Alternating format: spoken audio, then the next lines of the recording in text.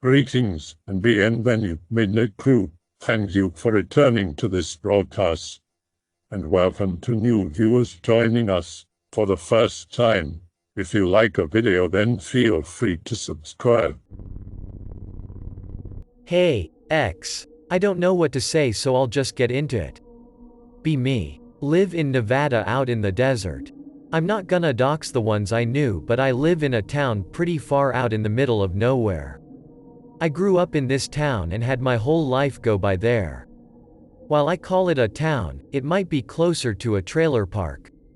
From my earliest memories here, there have been weird things going on. Lights in the sky, sounds in the night, little men in the shadows. For the first 10 years of my life, I was under the impression this was all normal. From time to time, you'd hear about someone losing a family member, only to find them in the desert, driven mad by something. It's hard for me to remember the first truly weird thing to happen, but I can remember once when I was barely older than a toddler. I was out in my backyard on a hot summer day, playing in some cheap plastic log cabin. I remember looking out of its window, memorized by something in the heat waves. It was a couple slender figures, slowly making their way towards me. Before they could even get within 50 meters, I was pulled out of the log cabin by the arm. My mom ran with me in her arms into the house, and we sat in the dark locked in the house till the next morning. I remember hearing walking on the porch, and I could see figures pass in front of the windows. Past the run inside, I remember she was very calm, as if she was used to it. These occurrences became common, and I adopted a similar outlook as my mother. A few years later, once I was old enough to roam around with other children, I had another close encounter.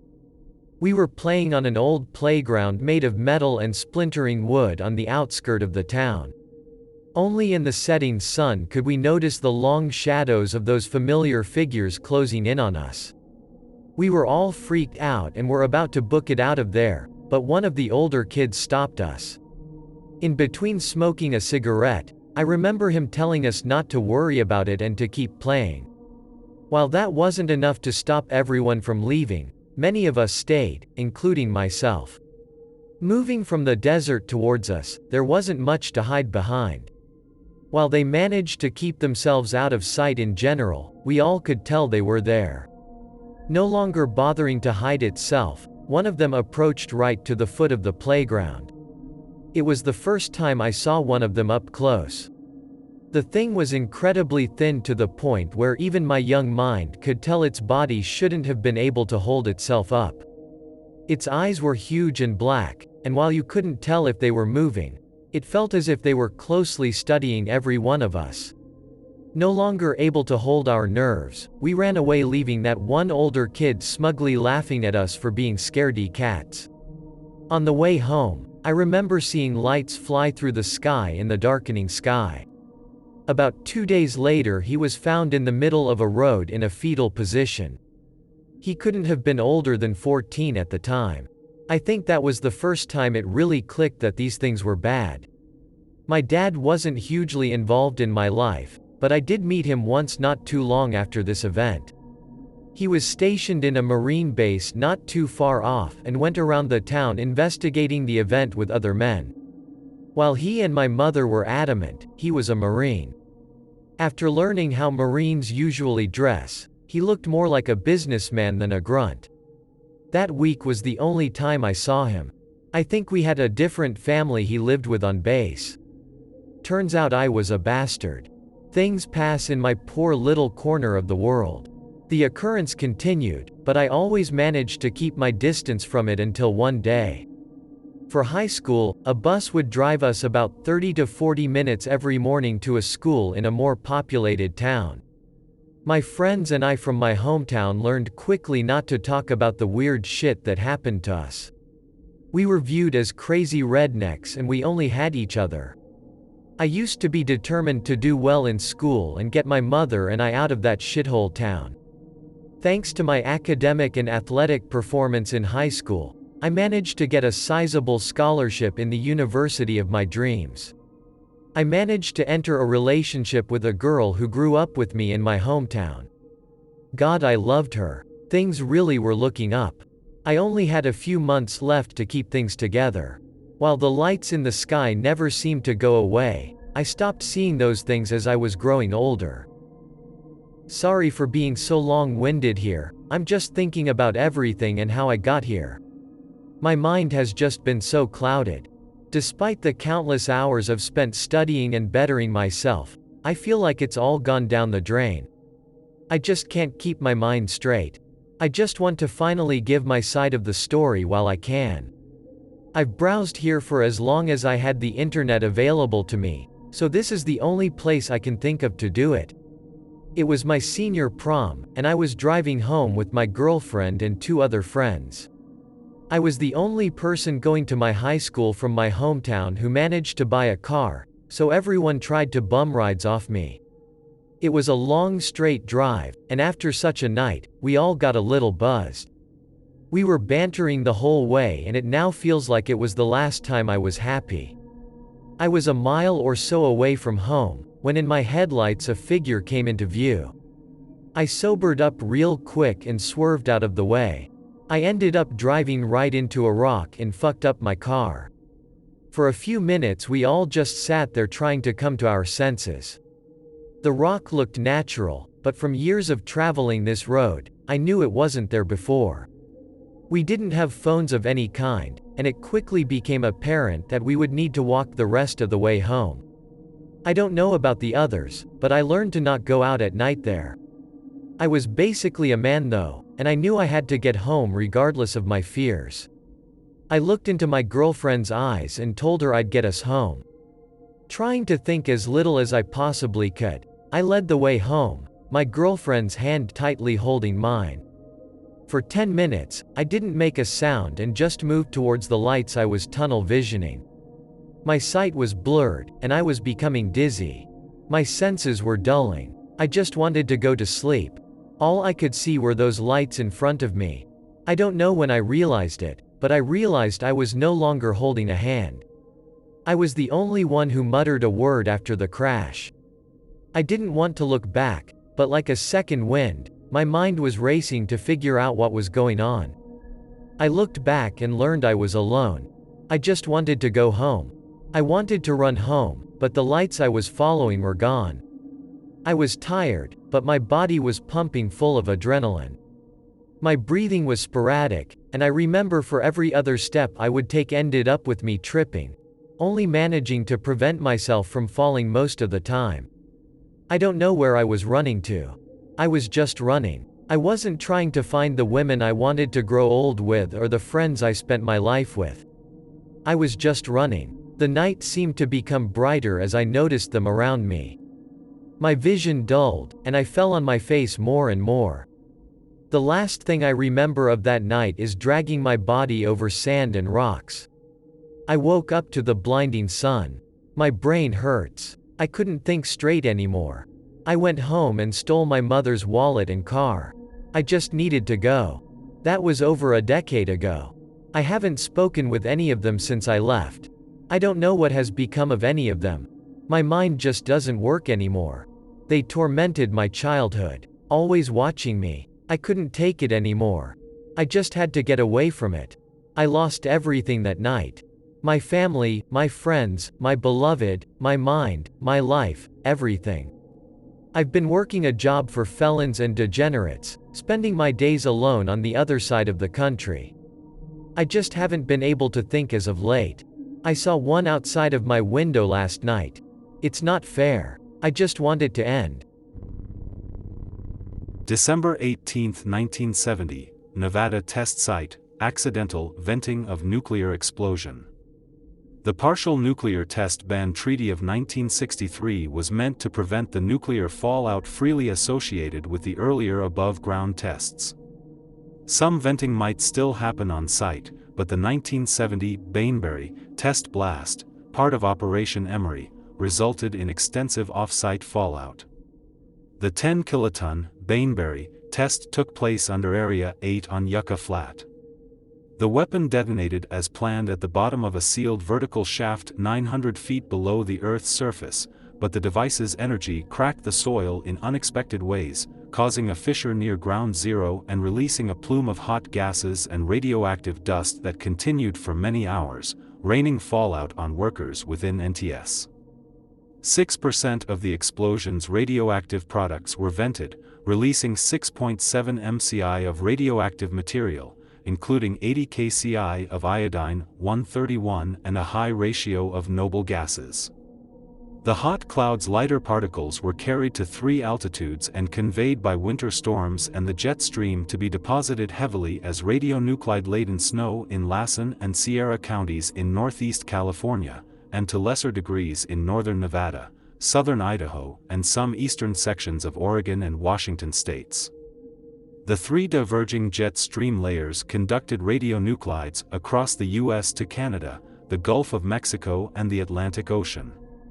Some 86 workers at the site were exposed to radioactivity, but according to the Department of Energy, none received a dose exceeding site guidelines and, similarly, radiation drifting off-site was not considered to pose a hazard by the DOE. In March 2009, Time magazine identified the Baneberry Test as one of the world's worst nuclear disasters. Be me. Driving home from work out of state. From Nevada to California. Decide to go off the beaten path and drive on the hard dirt road next to the freeway. 12 p.m., go off track and take the dirt road. I was on it for 1 minute and felt sand get soft, so I immediately stopped and tried to go in reverse. Wouldn't go, so I turned the wheel and drove forward. Now stuck in the sand ditch. I tried to dig myself out. Can see the freeway. Got stuck there from 12:02 p.m. to 7:30 p.m. night time. I didn't know how I was going to make it back home. Called anyone I knew. Cried like a friend. The family waiting for me at home might lose my job. An old coworker picked up, said he would be there by 9 p.m., and also sent a request to his Facebook rescue group he is in. Some guy in a Jeep Wrangler, a retired cop with a front grille hook and crane, drags me out of the sand. Was a good 25 feet into the soft sand. If I was able to reverse, I would have gotten out scot-free. When I was crying for 1 hour, in the middle I was praying and crying. Gave up and let it all just happen however it was going to. In the end, I got rescued. I'm still an idiot, but I won't make that mistake twice. Mine was pretty genuine. Not the first time I cried and prayed, but it's definitely one of those moments where I'm humiliated. Ultimate prayer in itself is a form of ultimate humility because you hope your ultimate parent pulls your ass out of wherever you are stuck in. Need to swallow your pride, and it's okay if you feel ashamed when crying. Sometimes you need to get put in a situation that requires some form of redemption. I used to be a contractor for a sanitary supply company with an assignment in a base in the Nevada desert. Tight security and lots of background clearance. This happened for a period of 3 weeks. Our job was to replace and upgrade all sanitary dispensers, soap, toilet paper, towels dispensers, cleaning chemical dispensers, etc. We had to surrender our phones when we arrived at the terminal in an undisclosed warehouse complex. From there they drove us there in white van with 12 seats, just me and my coordinator. They drove us there. The whole trip took like 2 hours from the outskirts of the city. We were always accompanied by the staff. Most of the guys did not look a day older than 19 anyways. They were really cool, but still a bit of dicks at times. When we arrived at the base, it was in the middle of nowhere, not Area 51, field strip offices and warehouses buildings scattered in the area. Most of the job was very uneventful. We moved from restroom to restroom doing our job. When we were moving from building to building, we saw a triangle-shaped plane, but it was not black, it did not make a sound, and it looked to be gliding. It looked like a serrated arrow. The guys that were with us said, "Remember, you never saw that." And both guys laughed. We asked them what was that. One of the guys responded, "We called TR, and that's all I can tell you." I wanted to ask a million questions, but we barely made conversation during the whole assignment, and our jobs were on the line. all of us were still admiring it as they drove us. It was quite a spectacle to the eyes. And I have been to many air shows, but what we saw was like nothing I have seen before. When I returned home, I looked on YouTube and tried to find the closest or the plane that most resembled what we saw, without dipping into UFO videos. But it glided like the B-2, but it was way different.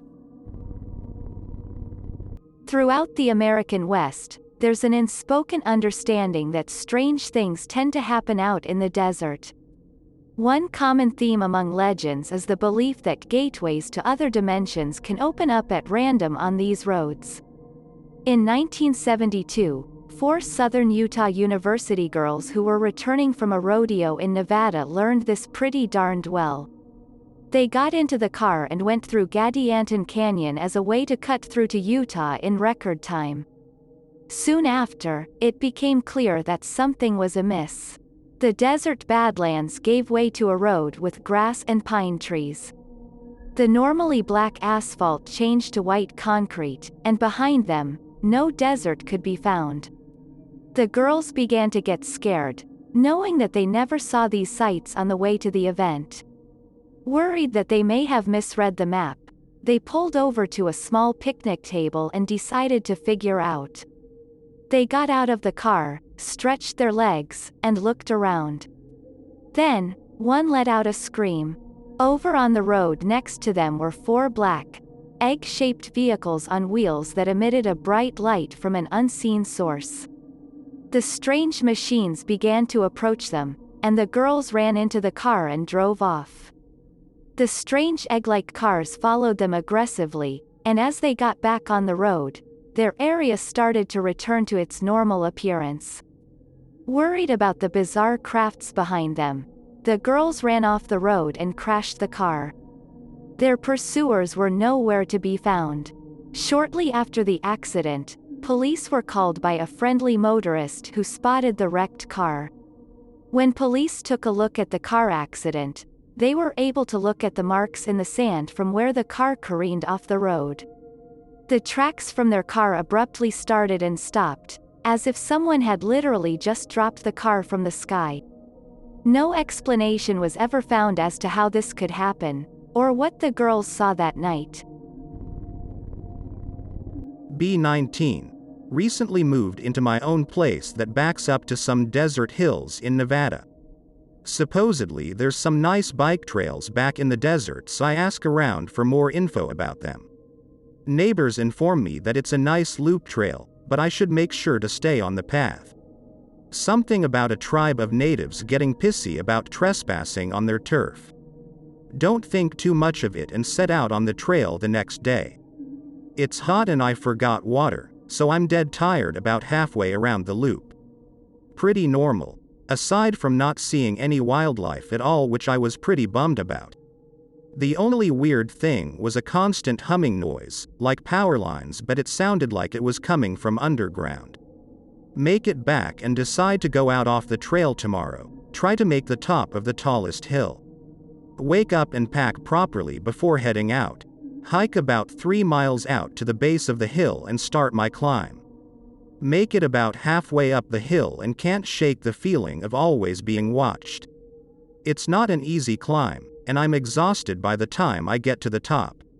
Right in the center of the peak there is a strange black slab of obsidian, which is strange because it's the only hunk of obsidian I've ever seen out in this desert. Explore the peak a little bit and find a small cave that goes into the backside of the mountain. The entrance is only about a foot wide by 2 feet tall and there is freezing air coming out of it. It's perfectly symmetrical, sort of like a rectangle with the top slightly smaller than the base. Looks almost cut into the stone by hand. Stick head and phone flashlight into cave, it goes straight down almost like stairs designed to crawl on. I could probably fit in, but I'm getting all sorts of weird vibes from this hole, so I decide to head back home. Climb back up to the peak to head back down the other side. Looking at the pretty view of my neighborhood from the top of the hill, I almost don't notice it. On the slab of obsidian there's what looks like a hiker's totem, small stack of rocks, but made out of animal bones. Really, it's no more than a pile of bird and snake skulls, but it wasn't there before and I'm officially creeped out. Look around to make sure I'm not being watched, but don't see anything out of the ordinary besides that. Head home and go to sleep. Thunk. The first thing I saw when I woke up was my clock next to my bed. 3:08 a.m.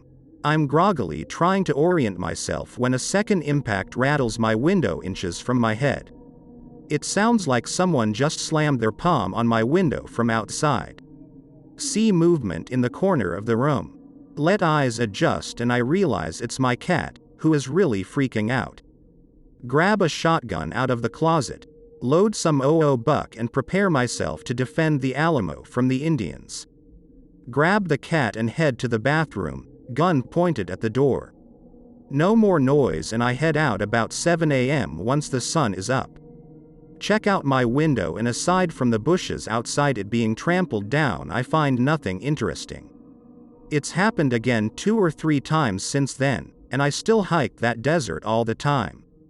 I've found countless of their little totems on that slab, and one time the head of a fucking coyote. Found 2 more caves in different locations, both almost identical to the first. Haven't explored any of them. Every time I get close to one my house gets harassed that night. Always feel like I'm being watched now when I'm home or out hiking. Only feel alone when I'm not here. Not sure why they haven't come and killed me yet. So I used to go camping with my uncle a lot. He was a survival nut/outdoorsman. When I was 12 we went camping in Nevada on some land he was looking to purchase. I'm terrible at Nevada geography. The spot was just about the halfway mark of the western angle and an hour and a half east. So we got there. It's pretty high desertish with lots of obsidian all over the place. We went hiking around our elevation higher than the surrounding area with rolling hills and plateaus. We get to a spot about a 40-minute hike from the camp. It was a ridge that looked down into an alkali flat, almost like a dry lake bed. Also it should be noted there was much more obsidian in larger forms here. Like garbage can-sized chunks. Also there were some sun-bleached signs and fallen fences on the ridge line. One sign read "Go bleached out 4 lines 2 bleached." From this ridge we could see for miles in a few directions. We stopped, ate lunch, pulled out the binoculars and looked around. Now on the far side of the lake bed 600 yards maybe, we saw a huge obsidian formation. It was like a medium 1-story house. Through the binoculars we could see it actually had a large door. We got excited and started to pack up to head over there when the door opened and about 10 military guys came out with rifles. We hit the deck and watched intently through the binoculars. After about 5 minutes 3 of those canvas-backed army trucks roll up and more soldiers come out of the first and third truck. After everyone is out all of the guys point their rifles at the second truck. The second truck then drives into the doorway followed by everyone else. We 8th gear nope it out of there, get to pack up and do a 1-hour off-road trail in about 20 minutes. I live in Nevada. I used to be a truck driver here for the government. My dad was an engineer for Lockheed Martin. My uncle drove hazardous chemical trucks down to Area 51 and whatnot. It's all just normal to me at this point. I don't really think about it until other people mention it. There are some haunted places, ghost towns, old Wild West buildings and whatnot. There are skinwalker legends. There are UFOs. Once I was driving a truck north of Reno about 4 a.m. and came to a place I often passed, but it was quite different than normal. A couple of semis had pulled off the road and were sitting outside a well-lit concrete tunnel waiting to enter. They had their running lights on and whatnot. No one was visible in the tunnel, so I don't know exactly what they were waiting for. When I came back that night I stopped at that spot, and it was just a dirt hillside with some sagebrush and a gravel turnout. I mean, what do you want to know? I've lived most of my life in Nevada. I have several family members who did a lot with Area 51 and whatnot, but there's not much to tell about it. My dad had a top-secret clearance and never talked about what he did for Lockheed and the National Reconnaissance Office. We got visited by Air Force intelligence officers several times. Once a visiting general gave me a book on Air Force history when I was a kid, because I loved planes and talked the guy's ear off about World War I era aviation history. Before my dad died in 2015, he told me that we had reverse-engineered fiber optics and some other various technologies from some crashed alien craft. Not from Roswell but earlier than that. Also somewhere near New Mexico, I think. He said a lot of stuff about the government's plans that have since come true. He died in 2015, but pretty much everything he said has come true. Anyway, Area 51 is just a bunch of hangars. Nothing to really see. There is weirder stuff out in Tonopah Test Range, I hear. I just moved back to Sparks. My family has a history here. I heard a lot of sinful stories surrounding Reno at a young age.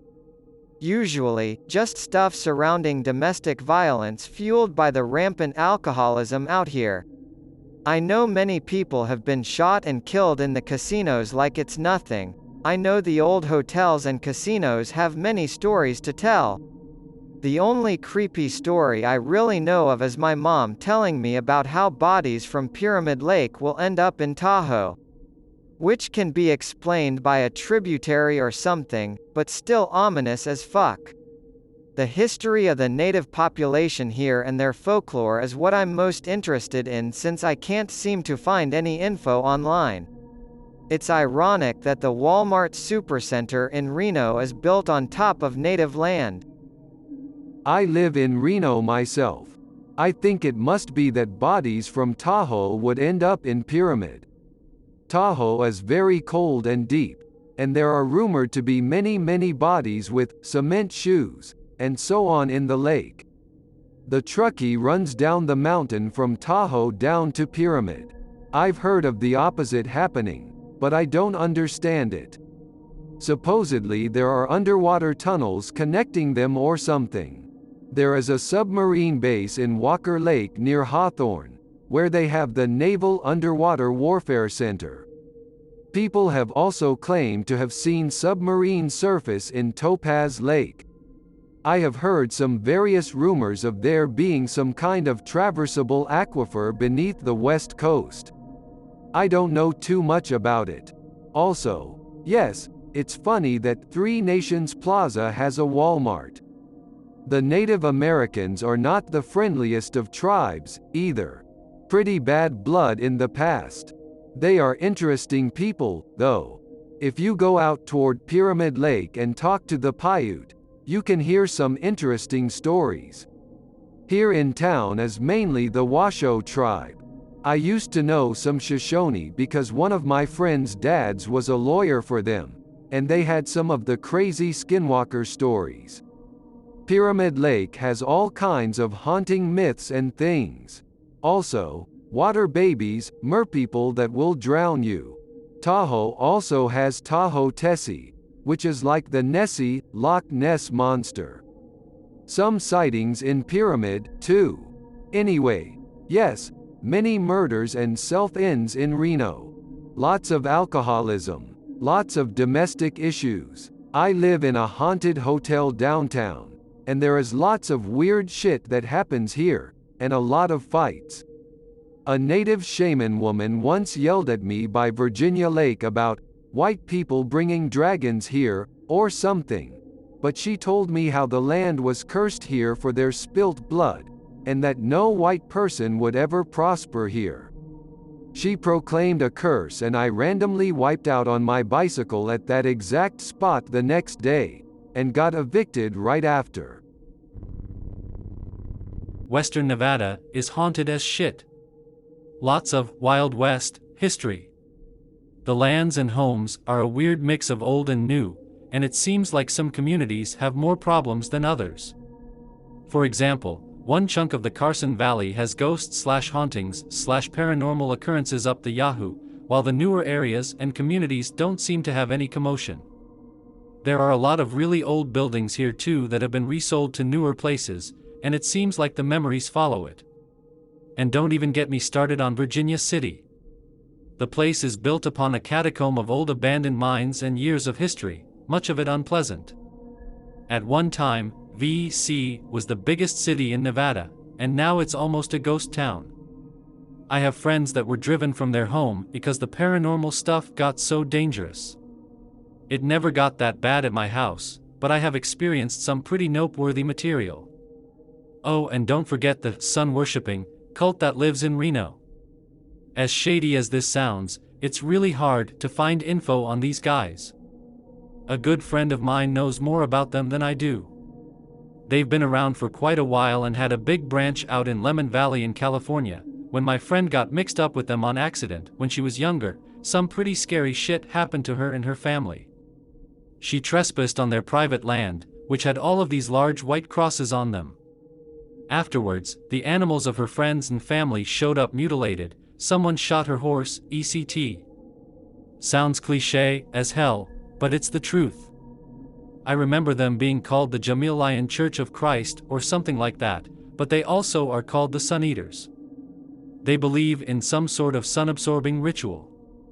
It sustains them or something. I wish I had more specific info on these guys. I only know that they had some sort of front in Reno. They go by a different name so it isn't suspicious.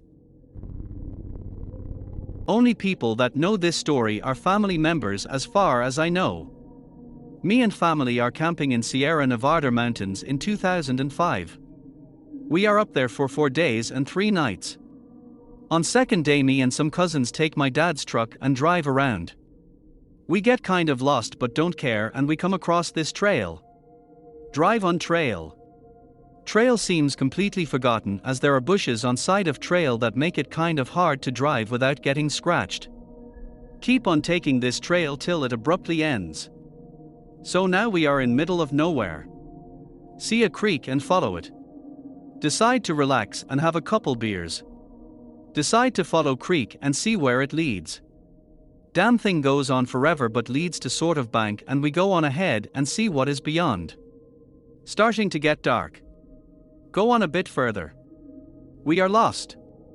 Hear a noise in distance and decide to go and see if it is fellow campers. Lost sound. No, completely dark. Hear sound again and follow. Can smell burning wood in air. We feel relieved that we might come across camp. 2 of my cousins tell me to stop /see they saw something. Said they saw hooded figures. I said, what? They tell me to just hang back a bit.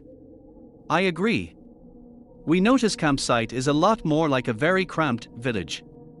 Little huts or cabins are throughout sight. I say excuse me to get however is in sight attention. I finally see about 4 hooded figures. One says don't come any further. Approaches me. Says I'm a long way from where I belong. I ask for directions back to creek we were following. Figure says it can't help me on that but can assist in something else. I say that's okay and just want to leave. Got bad vibes. Can't see my cousins. Ask where they are at. Figure says he saw them run off. I'm panicking now. I yell out, stay away dude. Figure says something like, that isn't going to happen. I'm quickly looking around sight and notice strange things from what I can tell in the limited light. See a top with someone in it. Is that person dead? I'm seriously freaked the fuck out and think I'm gonna die. Start to cry a bit. I see a bench with a bunch of knives and other stuff. I take off and run for life. No idea where I'm running to but fuck it. I finally hear and follow creek back to truck. See my cousins there and fucking yell at them for leaving me back there. Said they are sorry and said they freaked out after they saw something. Ask what they saw. Said they noticed a tent not too far from where they were at, saw what they thought was a body cut up. I say let's get the hell out of here. We do. Get back to campsite and the family members that are still up are fucking worried sick about us. Tell them what we say. Don't believe us. I'm like, what? My aunt says she saw us at campsite nearby and said we said we're gonna be out for a bit longer. Totally mind fucked. Be about 15 years old. Work as an apprentice, electrician for my dad's best friend, Jerry. Jerry is a quiet guy, stern, but when he talks he's good at explaining. I'd been working for him for about 16 or 17 months, mostly after school and on some weekends, unofficially as I was technically too young to have a job. Pays good but the work is boring. The work basically consists of him dragging me around to people's houses, and I watch him, or assist him, fixing and rewiring houses or sheds or whatever. Every so often he has what he calls old jobs, which are basically jobs that require a full day's work or more to finish, and they're usually in older houses that are kind of out of town. I lived in Central California, lots of farms and old farmhouses where people still lived. Anyway, when he'd go out on these old jobs, he was usually gone for about 2 days, and he'd take another friend of his with him to help him.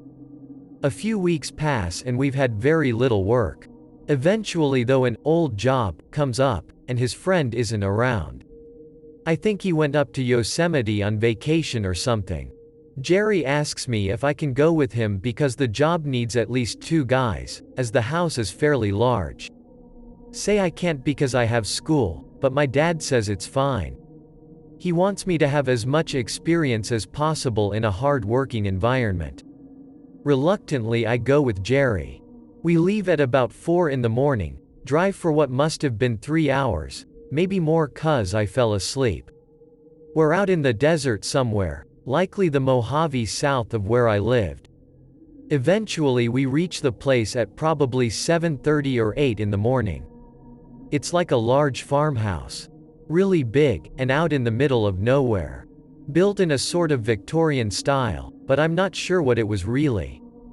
There's an old Cadillac parked out front that's polished and shined up like new. Everything else looks run down and dusty. Me and Jerry grab the tools and were greeted by a tiny old man who was probably in his 80s. Guy couldn't have been taller than 4.5 feet. He was either Mexican or Native American, never found out. He cooks up breakfast as we get to know each other with small talk. Turns out Jerry's dad was a good friend of the old man, who we'll call Will. Jerry's dad and Will used to traffic liquor during the Prohibition or something, and stayed close friends. Jerry comes out here every once in a while as a favor. After breakfast Jerry lets me take a short nap, and then we get to work. As I said before, the house is large.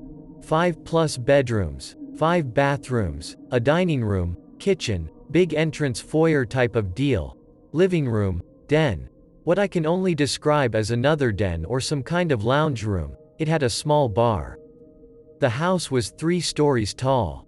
Problem is that the entire right side of the house can't keep a strong current, so the lights flicker off randomly. Jerry tells me this happens to the house every few years and he has to come out here to fix it. We work through most of the day. Will brings us food and helps out with what he can, but he's very old and frail, so we try to keep from bugging him, and he seems to sleep in the den with the radio going for most of the day. After dinner I'm completely beat.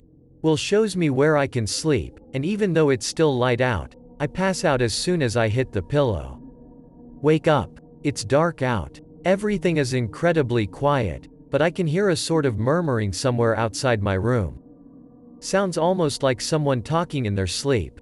It's a hot summer night and my mouth is dry, but the noises make me hesitant, so I stay in bed for a few minutes listening. After a while I decide it's probably Jerry or Will talking in their sleep or something.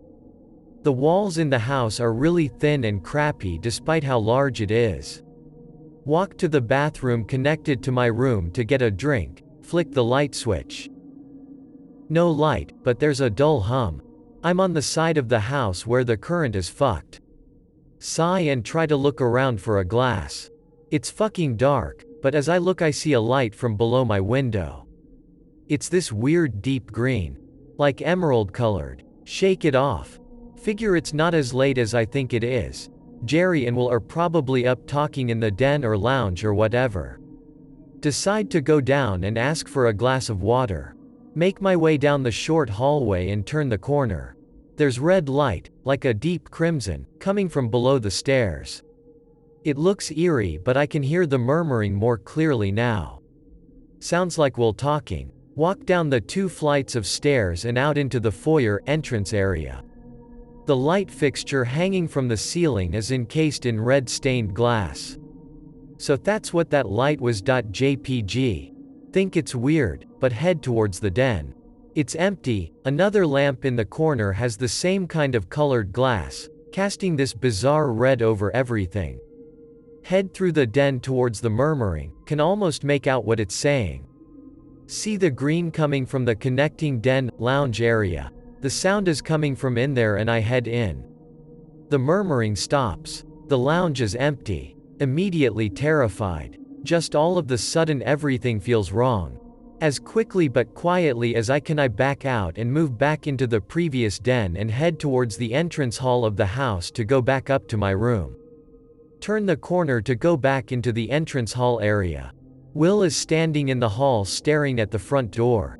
He's shirtless, sweating. Can see his ribs beneath his skin. He's so thin and frail. His right hand is shaking like he has Parkinson's or something. I start getting goosebumps. I just know something is off here, like I'm not supposed to be down here or something. After a long time, what must have been about 20 minutes of watching him stand there staring at the front door under that red light, he suddenly coughs very loudly and I jump. Causes the floor to creak. His head turns to look at me, like really fast. They can't see you under the light. Can't go to the west side of the house at night until it's fixed. What the fuck? He looks back at the door. Go back to sleep, Anon. I'll make sure the lights stay on. His hand starts shaking again. I bolt upstairs as fast as I can. Found out later I cracked one of floorboards. Didn't sleep until the sun was already rising. Jerry wakes me up. Probably only got a few hours total all night cause I was scared shitless. We finished the work on the house and drove home as it was getting dark. Talked to Jerry about it on the way home. Jerry tells me that Will is an odd man. Tells me Will had a wife and 5 kids a long time ago, but no one knows what happened to them. Will just says they were taken away one night. Most people think that she just left him. Jerry's father once said that Will was a very cruel man, and had a reputation back in the day during the Prohibition, so he built that house in the middle of nowhere so no one could bother him and his family. No one really knows how he managed to become the owner of that land, but Jerry's mother used to tell him it was the darkest earth you could live on. Rest of the drive home Jerry says nothing. That happened back in 2001. A few years later, 2006 or so, I had started college. I came home for Thanksgiving and found out from Jerry that Will died 2 months prior.